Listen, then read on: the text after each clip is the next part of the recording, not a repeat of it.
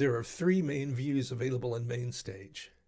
There's the layout view, the edit view, and the perform view. We'll spend a good bit of time working in the layout view as we make connections between our piano keyboard and our sustain pedal with MainStage. In MainStage, that process of connecting MIDI devices to the software is called assign. We need to assign our piano keyboard and our sustain pedal to the software. It's in the layout view that we assign MIDI devices to MainStage. We just need to focus on a few parts of it for this work. We'll be using the assign button a lot.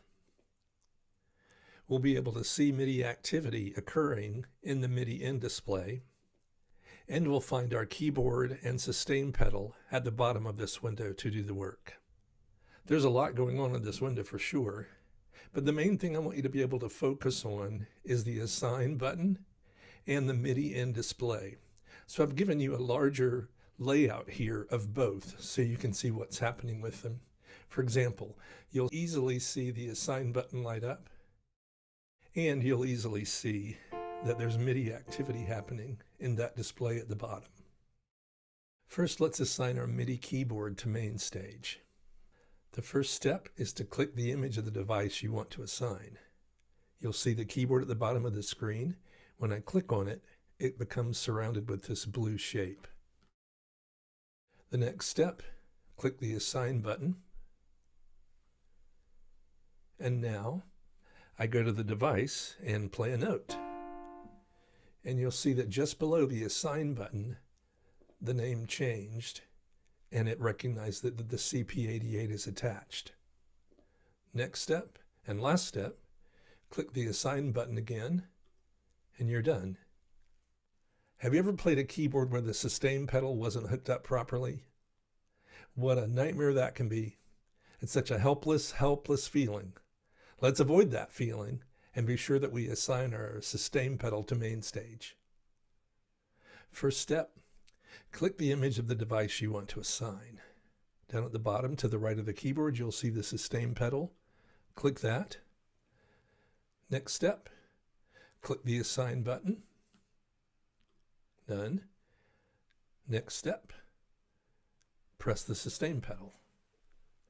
You'll see the name of the CP88 just below the assign button now. So MainStage recognizes the pedal. Last step, click the assign button again and you're done. Whew, no more sustain pedals that don't work, right? There's not a lot of setup left for us with MainStage. I want to be sure all these buttons are set up to choose the key for the Tonic Pad Player to use. I want to have this fader move the volume up and down for that pad. And I also want to use this button to start and stop the pad. First, I'll choose the button to set the key of G for the Tonic Pad Player. Select it there, click Assign, and choose G on the Nano. I also needed to set the key of B flat for the Tonic Player. Select it there, head up to Assign, choose B flat, turn off Assign. Go to the key of E flat for the player, click Assign, choose E flat. Two more things. The Start Stop button for the pad player is here. Choose Assign and click this button. Last one. This is volume for the Tonic Pad Player. It's selected here. Choose Assign and now move that fader, and that did it.